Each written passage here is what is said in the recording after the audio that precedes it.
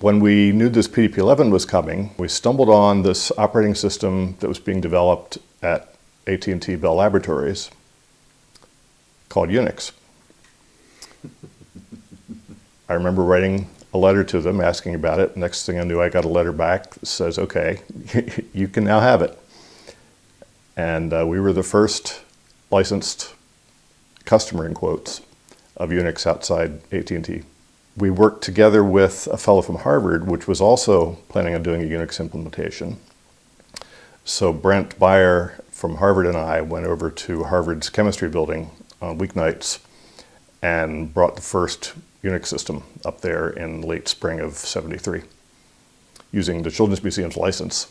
And it was fascinating. There was a lot to learn. A whole new language, C programming language, which nobody had seen before except the people at Bell.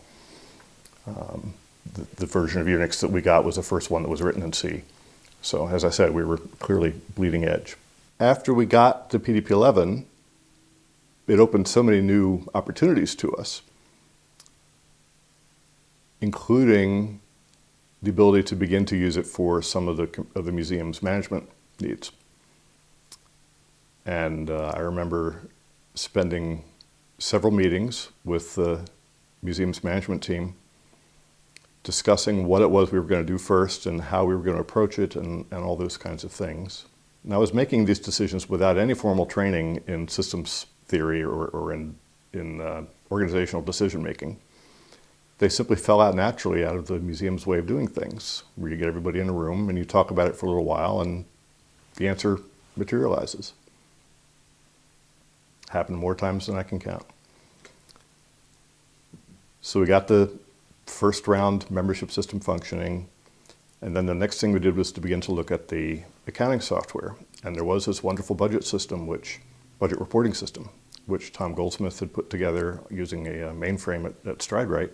I remember when I sat with Tom to talk about what was going to be involved in doing this, and I think it was Phil O'Connell and you had asked me to have this conversation with him. And I'm saying, okay, I'm going to design the data structures with Tom, but that's not where his head was. So we had I think a conversation that left both of us kind of cold at the beginning, because he was thinking in terms of the batch processing model, right, and I was already thinking in terms of what do we display on the screen, where and how does it fit on the screen, and where does it get stored. But eventually I figured out what it was he was doing, and Ken Wills was another key player. He was the museum's auditor at that time.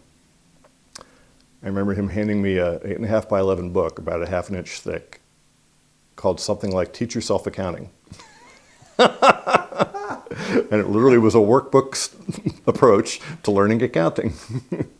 So I learned all about double entry accounting within a couple months.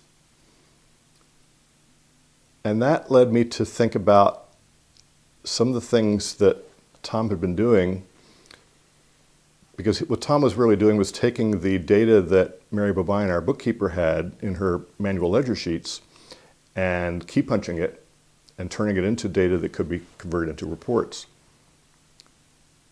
And because of my systems background and approach to things, I began looking at, okay, what's the better thing to do with this